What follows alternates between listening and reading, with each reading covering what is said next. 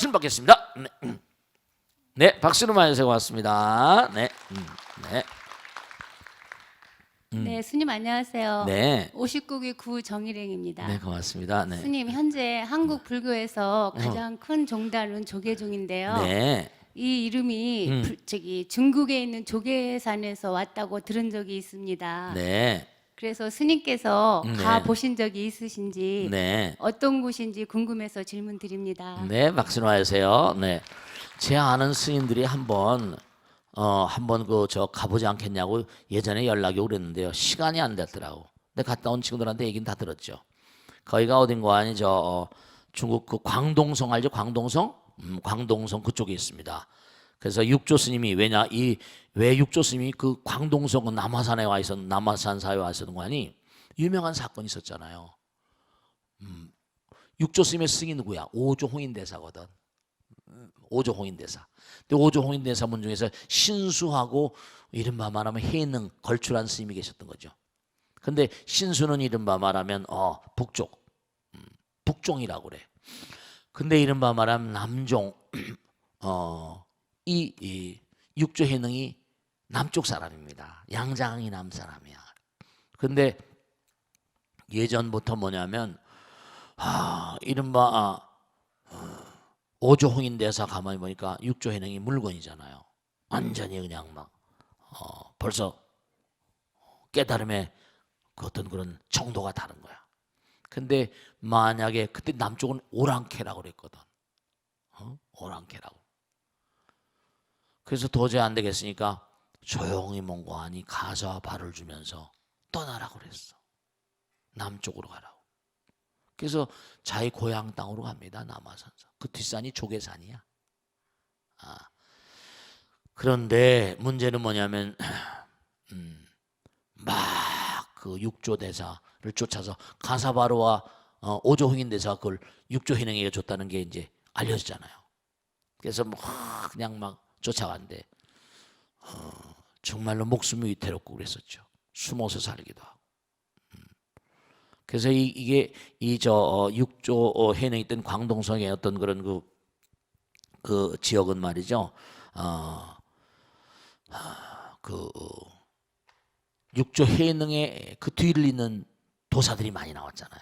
육조 해능서부터 쭉 해가지고 무슨 5가 7종이 벌어지면서 많은 스님들이 나오십니다. 그래서 저는 가본 적이 없지만 육조 해능을 바탕으로 해가지고 그래서 이제 그 남아선사 그 육조 스님이 계신 뒷산을 조계산이라고 하니까 조계종이라고 이름을 붙인 겁니다. 역사는 길지 않죠. 훌륭한 스님들이 많이 나와서 뭔가 한국 불교를 좀 새로운 차원으로 자꾸만 승화시키는 그런 상황이 됐으면 참으로 좋겠다. 그런 생각을 합니다. 아시겠죠? 자, 다음 질문 받겠습니다. 네, 네, 질문 받겠습니다. 네, 네. 박수로 맞으세요. 고맙습니다. 네, 네. 안녕하세요. 네. 선생님. 저는 59기 지원명혜입니다. 고맙습니다. 오늘 증도가에서도 가섭 존자께서 부처님 법을 이셨다는 내용이 나왔는데요. 네. 부처님의 많은 제자들 가운데 왜 가섭 존자께서 법을 이으셨다고 하는지 궁금합니다. 네, 박수로 맞으세요. 네. 자, 이게 이제 여러분 말씀이죠.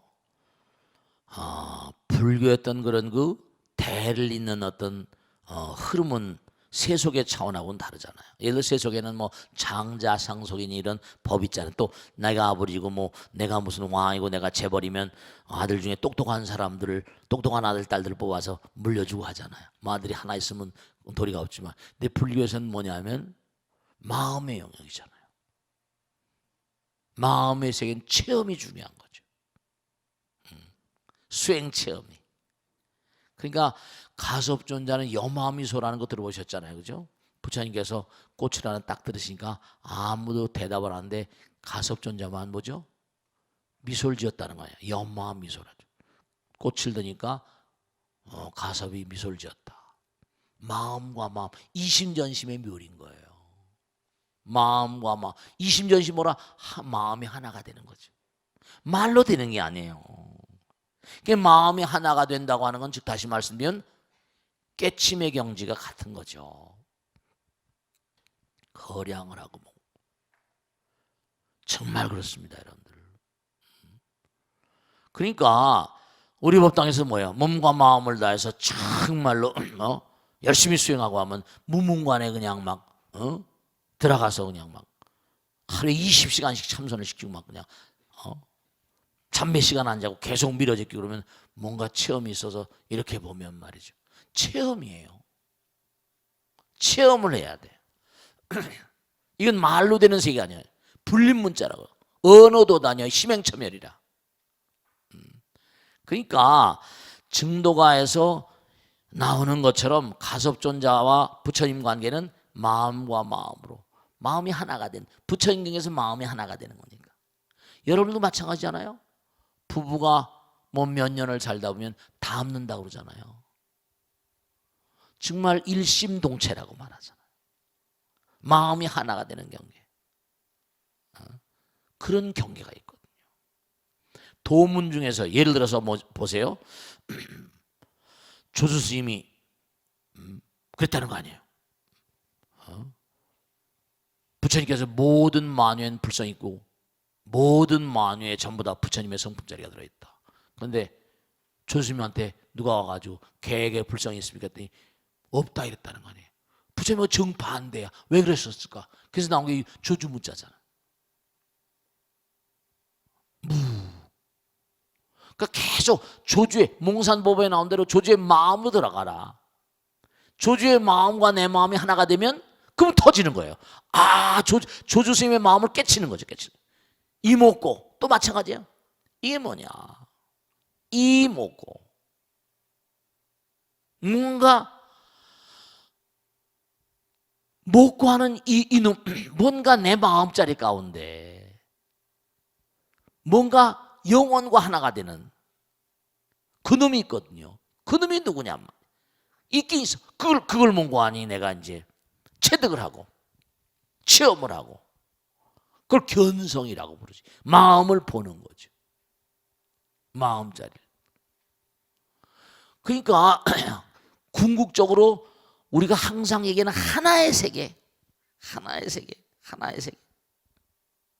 그 자리에 들어가면 모두가 다 하나로 통하는 자리. 그러니까 부처님께서 많은 제자들이 있었지만 다 아라한들이에요. 그런데 부처님과 그 몸과안이 가장 마음이 통한 분이랄까. 부처님 꽃을 닦으니까 빙긋이 웃었다. 여러 가지 그 뭔가 법을 전하는 그런 얘기들이 있지만 뭐 여러 가지 여기도 얘기들이 많습니다만 분명한 사실 우리가 삶을 도모하면서 꼭 명심하실 것은 마음이 갈라지면요. 마음이 갈라지면 나와 남이 갈라지면은 거기서는 뭔가하니 분명한 사실이 사랑이 벽을 만나죠. 벽을 만나죠. 부부가 처음 만날 때 이 우주의 법칙이 참 묘하잖아. 남자 여자가 만나면 처음에 뭐라 표면을 보고 뭔가 이렇게 끌리는 게 있고 뭐가 있고 만나고 하다 보면 서로 만나게 되고 결혼하게 되고 하게 되면 그 다음에 또 뭔가 하니 한 덩어리로 살면 되는데 계속 또 뭔가 하니 아내와 남편 간에 벽이 있으니까 안타깝고 사랑이 멈칫멈칫하게 되고. 근데 정말 천생연분이라거나 제가 언젠가 말씀했죠. 우리 부당에 나온 거사님이 스님 우리 마누라하고 나하고는 천생연분 같아요. 왜 그러신데요? 했더니 뭐냐면 자기가 아침에 뭔가하니 출근할 때 내가 오늘 감색 싱글을 입으면 좋겠다 이렇게 생각하면요 마누라가 생각만 했는데도 감색 싱글을 들고 나오더라는 거 아니에요. 네, 그럴 수 있어요. 제가 언젠가 말씀드렸죠. 이게 참 마음이 하나가 되면 아름다운 게 디우크 대학에서 조사한 게 있습니다. 아주 화목한 부부들하고 불화한 부부들을 모아놓고 카드놀이를 했어요. 장벽을 딱 쳐놓고 아주 화목한 부부가 뭐 예를 들어 스페이스 A 뭐 있잖아요. 카드로 했는데 화목한 부부가 불화한 부부들보다 몇 배의 뭔가 맞히는 거 정답을 맞힌 비율이 몇 배가 되더래요. 마음이 통하는 거예요. 텔레파시가. 얼마나 마음과 마음이 통하면 얼마나 황홀하겠어요. 신기하잖아요.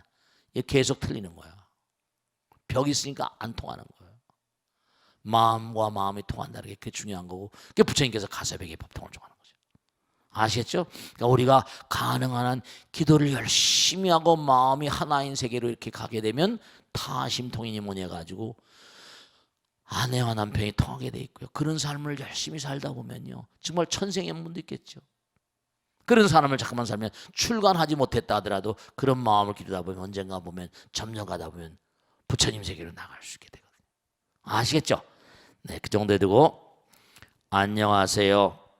벚꽃의 통을 통해 많은 힘을 얻고 있는 70대 불자입니다.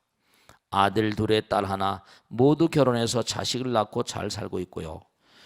저 아내는 모두 학교 선생님을 하다가 퇴직을 했기에 노후를 보낼 자금도 어느 정도 보장이 되고요. 친구들이 너희 부부야말로 무슨 걱정이 있냐고들 합니다. 하지만 이런 저에게도 고민이 하나 생겼습니다. 최근 아내에게 치매의 조짐이 보이기 시작했다는 겁니다. 아내는 젊어서부터 기억력 하나는 최고여서 나이 들고도 건망증이라는 게 없던 사람입니다. 매번 뭘 잃어버리는 것도 저였고 그때마다 저를 챙겨주는 건 아내였죠. 돌아보면 아내와 함께 해온 세월 내내 그랬던 것 같습니다. 덜렁대고 다혈질인 저와는 반대로 꼼꼼하고 침착한 아내는 언제나 긍정적이고 집안일도 학교일도 뭐든 척척 해내는 사람이었습니다. 근데 몇 달 전부터 갑자기 짜증을 내기도 하고 우울한 표정으로 멍하니 앉아있기도 하고요. 분명히 저와 통화를 해놓고도 언제 통화했냐며 우기기 시작하더군요. 또 지난달에는 환갑 때 아이들이 해준 반지며 명절에 받은 돈 봉투들이 없어졌다며 도둑이 든 것 같다고 하길래 참으로 난처하고 온 집안을 뒤졌는데요. 반지는 욕실장에, 돈 봉투는 돈만 꺼내 화장지로 잘 감싸서 화장대 깊숙이 넣어두었더군요. 안 되겠다 싶어 건강검진을 핑계로 검사를 했더니 알츠하이머 초기라고 합니다. 아내는 워낙 자존심이 강한 사람이라 자신의 병을 알게 되면 무슨 짓을 할지 모릅니다.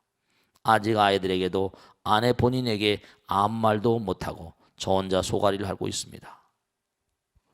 스님, 제가 앞으로 어떻게 하면 좋겠습니까? 네, 이제 알츠하이머스 이제 이 치매가 워낙에 많아 놓다 보니까요, 여러 가지가 사회 문제로 등장을 하고요. 제가 이제 이분께 꼭 당부드리고 싶은 것은 이제 앞으로는 더 사랑하셔야 됩니다. 이제 뭐냐면 진짜 하나의 마음이 돼서 그동안도 사랑해 왔지만, 그리고 이제 꼭 중요한 게 있는데요. 하나는 뭐냐면 누구나 가능성이 있어요. 누구나 가능성이 있는데, 그러니까 왜 제가 사랑을 하시라고 말씀드리고 하니, 이 치매라는 게 두뇌암이라고도 하잖아요. 뇌암이라고도 합니다. 너무 처참하고 안타깝죠. 근데 치매도 뭐냐면 뭐 얌전한 치매가 있고 난폭한 치매가 있다잖아요. 막 부수고. 근데 이분은 지금 상태를 보면 이제 치매 초기니까 얼마든지 잘 지내갈 수 있습니다. 또 나이도 연만하시고 한데, 우선 첫째로 뭐냐? 네, 중요한 게 있습니다. 중요한 게 뭐냐면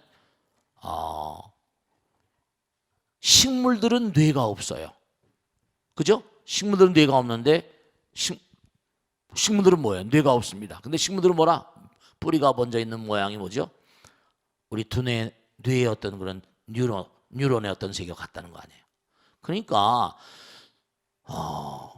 치매 걸린 분들의 대체로 문제점들이 운동부족이라는 얘기예요.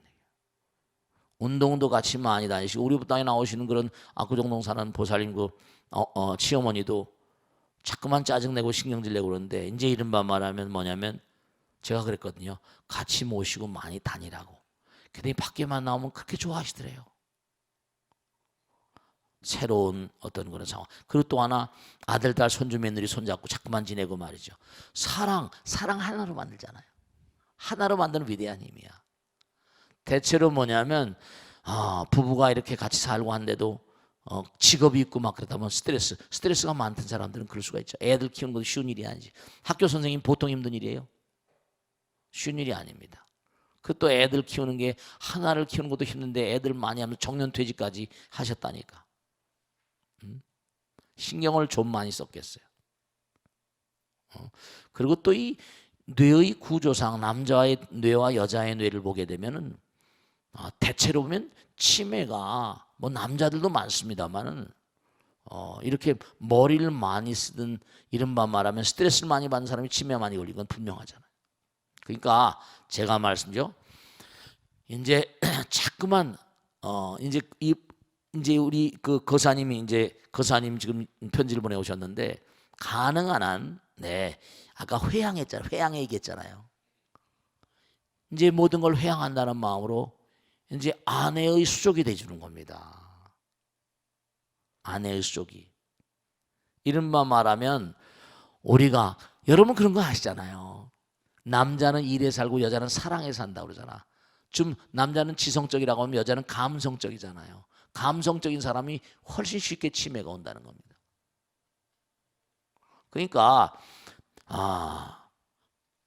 그리고 또한 생각해 보세요.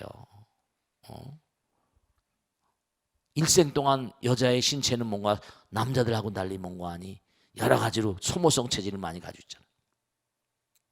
그래서 이제는 하나가 되는 절대로 너무 걱정하지 마시고 치매 초기니까 얘기할 것도 뭐 모르겠으면 가족들이 회의를 안 모르겠지만 좀 더 따뜻한 배려로 같이 행동하고 전혀 몽고하니 치매란 그런 그 내용보다는 그런가 보다 이해해주고 아량을 가지고 그렇게 나가시면 큰 문제가 없을 거예요.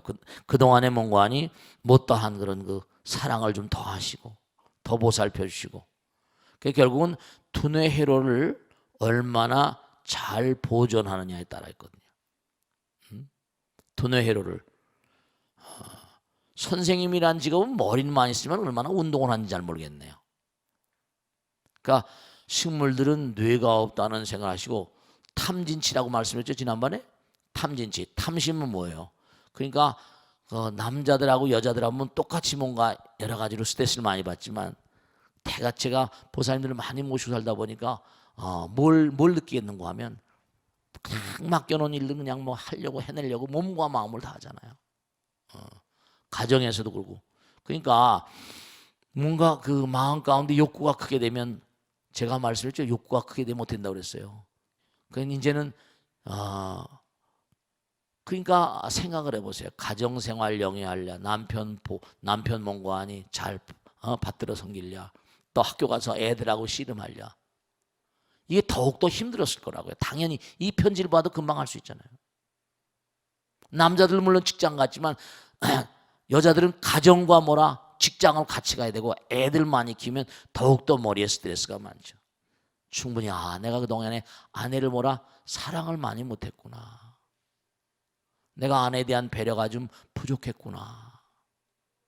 그런 생각을 하시고 이제는 아내에게 정말 크나큰 배려와 사랑으로 하나 되는 마음으로 초기시니까 더욱더 이제 분명히 뭔가하니 전문가들이 계시니까 전문가들 얘기도 충분히 들어보시고 의사 선생님 얘기도 충분히 들어보시고 해가지고 어떻게 하면 뭔가 좀 더 그 치매 속도를 늦출 수 있을 것인가 연구를 가시면 충분히 좋은 결과를 가져오실 수 있을 거라고 확신합니다. 너무 걱정하지 마시고 열심히 그래서 하나 마지막으로 말씀드리면 어쨌든 하나로 스트레스라는 건 갈라진 상태가 스트레스거든요. 하나로 자꾸만 몰고 나가니까 한 마음이 되고 사랑이 되고 가능한 한 또 그 치매 연구하는 박사들이 그럽니다. 가능한 한 집중력을 키워주는 건데 치매 걸린 사람은 집중력이 약해요. 산만하고 그러니까 같이 절도 하시고 또 절에도 다니시고 또 여러 가지 뭔가 정신을 집중시킬 수 있는 걷다 보면 뭔가 어떤 철학자를 만나나 그분은 뭔가 유명한 그 피에르 쌍송가 그 사람 말 만나나 걷기 철학, 걷기 미학 자꾸만 걷다 보니까 걷는 것도 요즘 큰 집중에 좋잖아요. 걷기 명상도 있지만 걷다 보면 집중력이 강화되니까 많이 함께 그렇게 다니시고 하면 훨씬 좋아하실 거예요. 아시겠죠? 자, 질문 받겠습니다. 네. 네, 박수를 받겠습니다. 고맙습니다. 네, 고맙습니다. 네, 네. 안녕하세요. 네. 스님. 저는 8기 손여원입니다. 네, 고맙습니다. 네, 예, 요즘 네, 벚꽃 대통을 열심히 보고 있습니다. 네, 고맙습니다. 왜냐하면 네, 그 제가 참선하면서 네, 그 모든 그 체험과 스님 법문과 네, 너무 일치가 돼서요. 네, 네, 보면서 와 맞아. 네, 그런 소리가 절로 네. 납니다. 네, 네, 그래서 네. 벚꽃 대통 법문을 그 전보다 더 열심히 보고 있습니다. 고맙습니다. 네, 예, 그리고 네, 스님 네, 그 일반 가정에서는 네, 네, 그 시어머니가 네, 네, 네, 며느리한테 어? 이 반지를 물려주거나 네, 네, 또 이렇게 오래된 그 고가구를 어. 물려주기도 하는데요. 그렇습니다. 네, 저기 그 스님들께서도 네. 은사 스님이 네, 네, 이 제자나 네, 성자 스님께 네, 뭔가를 물려주시는지 궁금합니다. 네. 스님 법문을 청합니다. 네, 박수로 해서 고맙습니다. 네, 좋습니다. 좋은 질문이세요. 세속에서 이제 며느리도 있고 아들, 딸도 있으니까 뭐 상속도 있고 또 며느리한테 반지도 주고 오래 쓰는 장롱도 물려주고 그러잖아요. 네, 그래요. 아름다운 그런 그 미풍양속인데요. 우리 스님들은 이제 자기 배로 난 아이들은 아니야. 마음의 아들이죠, 정말로. 영혼의 아들이고. 우리가 마음으로 나는 아들이라는 말, 마음으로 나는 자식들이잖아요. 우리 불가에서는 자기 아들 혹은 또 무슨 뭐 이렇게 자기 상좌 그러면요. 그러면 뭐냐면 꼭 물려주는 게 있어요. 이제 스님으로 일생을 살아가야 되니까 행자를 끝나고 상좌가 돼서 계를 받을 때 가면요. 꼭 뭐냐면 가사장삼 바로 이제 일생 동안 이제 스님으로 사니까 이 가사 그다음에 장삼 스님으로 이제 열심히 수행하라. 그다음에 바로 어디 가거나 이제 바로 밥은 먹어야 되니까 절에 가면 바로 공양하잖아요. 그게 이제 가사장삼과 바루를 물려주는 게 우리 이 승문의 승가의 중요한 그런 그 전통입니다. 그러니까 우리가 이제 이 가사장삼은 항상 기도할 때나 혹은 또 이 의식을 올릴 때나 언제 어떤 경우나 꼭 필요하잖아요.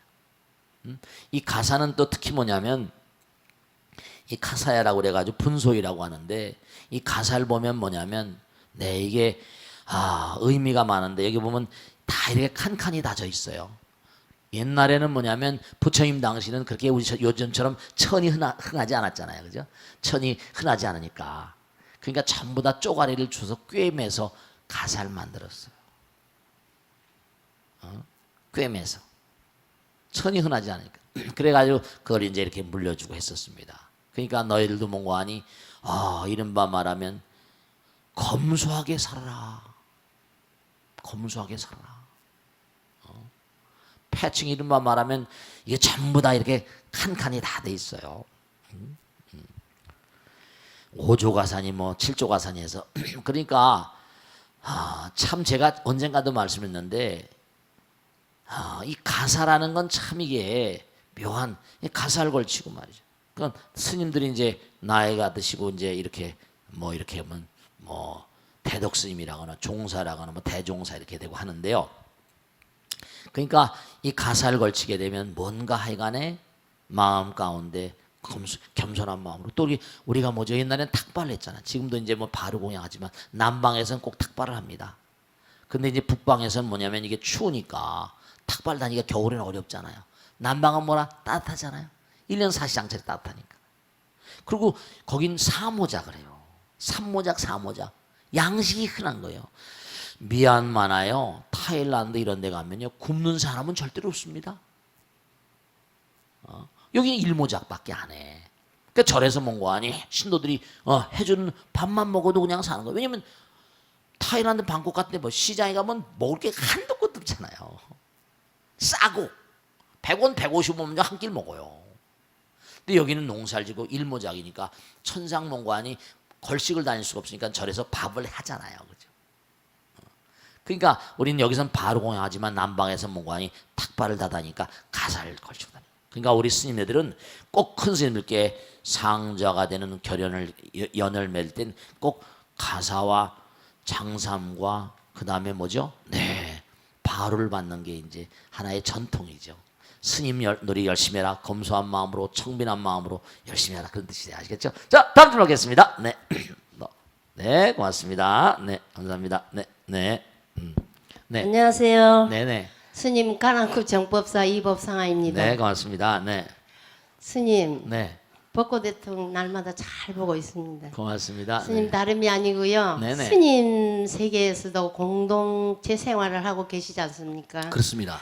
그러니까 무슨 중요한 결정을 지을 때 네, 우리 사회처럼 가족 회의를 거치는지 네네. 아니면은 큰 어른 스님께 여쭈어서 하시는지 그것이 궁금해서 스님께 귀한 법문을 청하옵니다. 네, 박수 놓아주세요. 네, 여러분 말씀이죠. 이 승가, 쌍가란 말이 원래 상가란 말, 이제 이 불법승이라고 그러잖아요. 승이란 말이 원래 스님들을 뜻하는 것처럼 되어버렸지만 원래 상가가 공동체란 뜻이에요. 화합승. 서로 평화로운 마음으로 하나가 되라. 여러분 스님들 세계도요 굉장히 민주적입니다. 대중공사라고 그래가지고 전부 다 모여가지고 같이 결정을 해요. 큰 스님들 의견을 반영하지 않는 건 아니지만 그럼요. 공동체인데요. 많이 모이는 절들은 뭐 100명도 모였고 이러거든요. 100명 이상도 모였기도 하고. 그러니까 승단이라는 게 단체이기 때문에 이게 참 그러니까 육화경법이라는 게 있거든요. 그게 뭐냐면 화합을 위해서는 6가지를 이른바 말하면 제일 처음에 나오는 게 이른바 말하면 무슨 뭐 구화무쟁이라 일부 다투지 말라.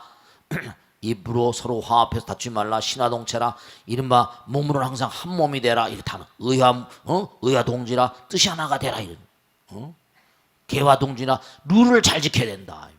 다 이런 게 있어요. 그 다음에 이화동균이라 뭐 해가지고 이기 나오면 뭐가 이렇게 대중모양 들어가면 다 같이 놀아 먹어라. 대단히 화합승가라고 그래가지고 철저히 민주주의가 그렇게 펼쳐지는 곳입니다. 그렇게 뭐 세속처럼 뭐 이렇게 뭐 무슨 뭐 권력이 있고 그런 차원이 아니죠. 그러니까 언제 어느 곳이나 중요한 게 하나 있어요. 뭐냐면 백지장도 뭐라 맞들면 난 거예요. 뭔가 전단을 해가지고는 왜냐 그 사람들 얘기를 다 하나하나 사람들 얘기를 다 들어야지 그 사람들의 협조를 구할 수가 있잖아요. 우리 협력이라는 게 뭐라 열십자에다가 힘과 힘력자가 3개 들어가잖아요. 서로 뭐냐면 힘을 모아야지 뭔가 잘 되잖아요. 항상 그러니까 가정에서도요. 그러니까 이게 기가 막힌 게 제일 이게 세계적으로 제가 가끔 유대인들 연구를 많이 해요. 유대인들 얘기 많이 하잖아요. 유대인들처럼 그러니까 우리나라가 좀 문제가 있는 게 우리나라가 가부장제라고 그러잖아요. 그죠? 어른들이 뭐 이러면 거긴 가족회의라는 게 있어서 물론 엄마 아버지 의견이 충분히 반영이 되겠지만 아들 딸들 얘기를 다 듣습니다. 그리고 여러분들 집에서 꼭 가족회의 같은 거 하세요. 그래야지 가족회의에서 아들 딸들 얘기를 자꾸만 듣다 보면 아들 딸들의 얘기를 통해서 뭐죠? 엄마 아버지도 배우게 돼요. 요즘 세태가 이렇구나. 이러면 엄마 아버지가 내가 배를 놨다고 일방적으로 막 하면 안 돼요. 그럼 아이들하고 뭐라 대화가 단절되고 그 기성세대와 무슨 신세대들이 이게 전혀 이게 간극이 한국의 좀 세대차가 굉장히 크다는 세대차 갭이네. 제너레이션 갭이라고 하는데 그러니까 서로 얘기를 많이 들으셔야 돼요. 사회 자체가 불교 자체가 민주주의거든요. 민주주의라는 게 다 뭐냐면 그죠? 나라의 모든 힘은 국민으로부터 나온 거죠. 일방적으로 막가 못하죠. 어떻게 해서요? 국민들을 잠깐만 이반하게 되면 어떻게 돼요?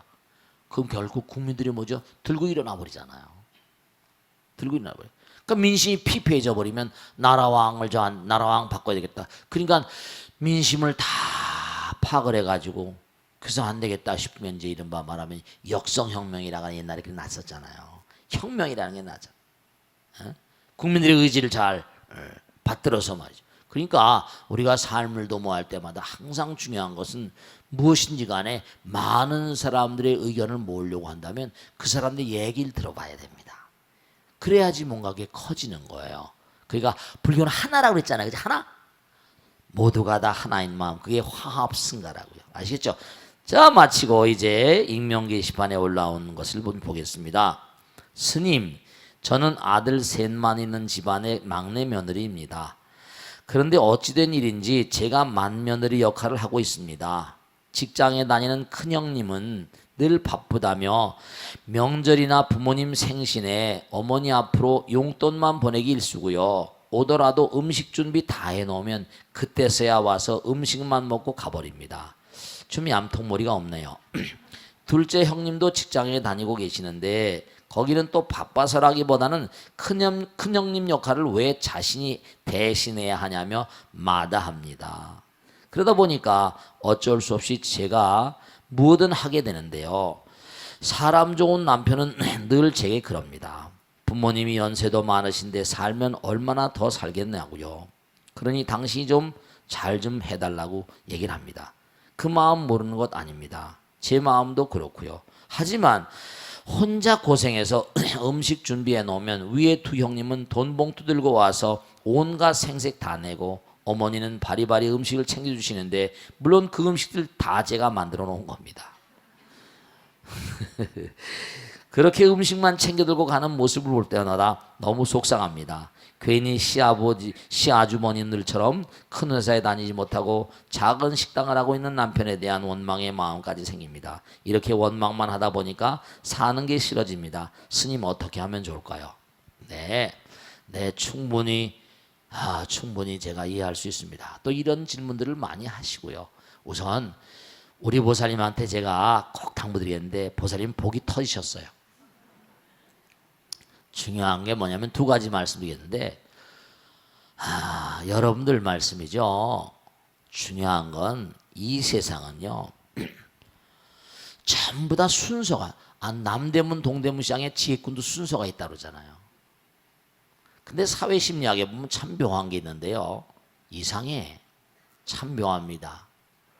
첫째 아들이 통계적으로 보면요. 두뇌가 총명하답니다. 그러면서 이기적이래요. 둘째 아들은 인간성은 좋은데 제일 못하고 점점 내려갈수록 점점 사람이 좋아진대요. 왜냐? 그럴 수밖에 없는 게 형들한테 두들겨 맞으면서 사니까. 많은 걸 이겨내고 사는 거예요. 순서가 다 있어요. 이른바 말하면 처음 아들 때는 처음 아들들이 머리가 대체로 장자상속이라고 그러잖아요. 그러니까 만나는 이제 이 보살님 남편은 이제 식당을 하신다고 그랬잖아요. 뭐 그렇다고 머리가 명면하지 않다는 게 아니라 대체로 사회심리학에 나온 게 통계가 수많은 사람 통계를 한 거니까. 그 세 번째로 아무래도 순서가 뭐라? 밀리겠잖아요. 아마 시어머니 시아버지들도 세 번째 며느리 우리 보살님 마음을 잘 아실 거예요. 순서가 그러니까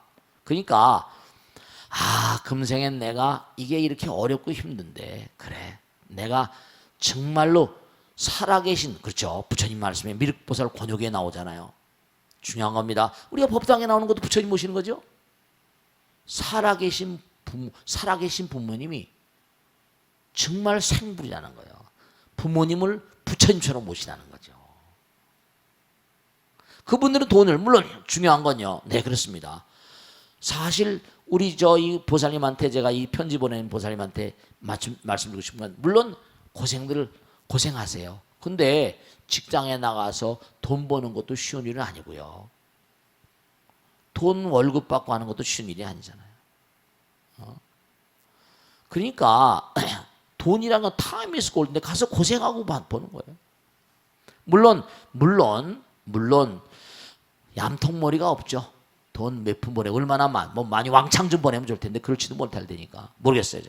그러니까 중요한 건요. 네, 마음을 한 생각 바꾸는 거예요. 부처님 말씀에 따르면 네, 제가 언젠가 우리 능인선에 항상 드린 말씀. 누가 해도 할 일은 뭐라? 내가 하자. 그렇죠. 둘이 다 못하면 내가 하는 겁니다. 복 짓는 거죠. 부처님을 내가 더 잘 모시니까. 살아계신 부처님이니까. 그렇습니다. 정말 그래요. 제가 쭉 법당을 한 몇십 년 하다 보니까 결국 발복하는 집안들은요. 부모님 잘 모시고 부처님 잘 모시는 집안들이에요. 그분들이 돈 몇 푼 가지고 하는 것보다 그런 것 중요하지만 그래도 맨 마지막 뭐라 그래요? 올케라고 그래? 동서라고 그래? 뭐라 그래? 동서? 막내 동서 미안해. 내가 미안해. 그렇게 그렇죠. 말 한마디로 천냥빚 갚는 거니까. 그렇게 한다면 더욱더 금상첨화지만 그렇게 하지 않는다고 그래서 고가하지 마시고 여러분 그런 게 있잖아요. 시주아주 성봉이라 중요한 건 뭐냐면 그 형님들이 돈 몇 푼 주고 가서 시어머니한테 용돈 드리고 가고 하는 게 사실은 뭐냐면요. 살아계신 부처님이라고 한다면 어머님이 시주하는 거나 마찬가지라고 한다면 이른바 말하면 그렇게 할 수 있는 게 내가 그렇게 하는 거니까 내가 공덕을 짓고 제사를 지내고 음식을 만드니까 그렇게 할 수 있잖아요. 그 부분에는 이 막내 동서 세 번째 동서의 공덕도 들어있는 거예요. 그리고 제사상을 차리는 것조차도 뭔가 아니 살아계신 아버지 어머님만의 조상님들도 예뻐하실 거예요. 조상님들도 흠양하시면서 기뻐하실 거예요. 그러니까 절대로 고가하지 마시고 뭔가 자꾸만 공덕을 쌓아간다고 생각하시면 쌓는다는 생각도 없이 쌓아가시면 부처님께서 하세요. 무엇인지 간에 쌓이고 모이면 그럼요 중요한 게 있습니다. 여러분들 돈으로 살 수 없는 것들을 부처님께서 주세요. 돈으로 할 수 없는 일들이 너무나 많거든요. 훌륭한 아들 딸 낳게 된다든지 또 뭔가 본창의 길을 나가든지 뭔가 할 수 없는 그 집안에 셋째로 왔으니까 막내로 왔으니까 순서가 지금 꼬레비잖아요. 그러니까 여기 보살님은 제가 아까 서두에 말씀했죠. 복이 터졌다고. 금생에 그런 세 번째 막내 아들 만나거나 이래가지고 뭔가 그렇죠. 뭐 어렵지만 또 못 해낼 것도 아니잖아요.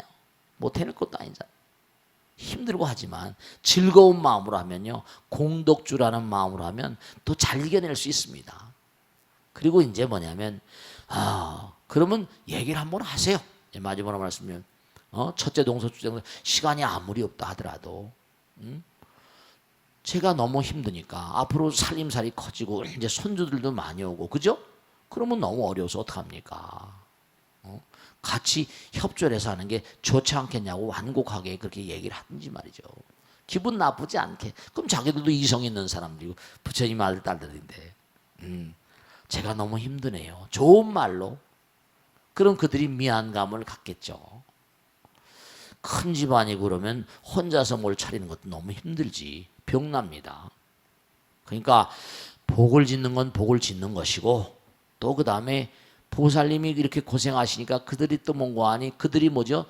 아내가 또 그 첫째 아들 아내도 직장 다니고 둘째도 직장 다니고 다 하니까 그 직장이 또 다 번성 그 가정이 다 번성하면 그 가족이 더 좋은 거 아니에요? 그 가정의 번성을 해서 내가 몸과 마음을 다해서 복을 쌓는다 이런 생각을 하면 더욱더 뭔가 의미로울 수 있습니다. 그걸 막 힘들고 어려운 건 100% 100,000,000% 이해가 됩니다.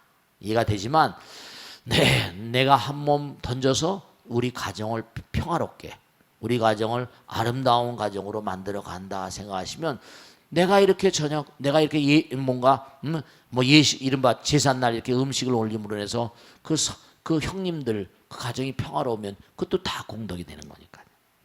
그러니까 아마 내 생에 이 보살님은 아마 큰 그런 집안에 태어나실 거예요.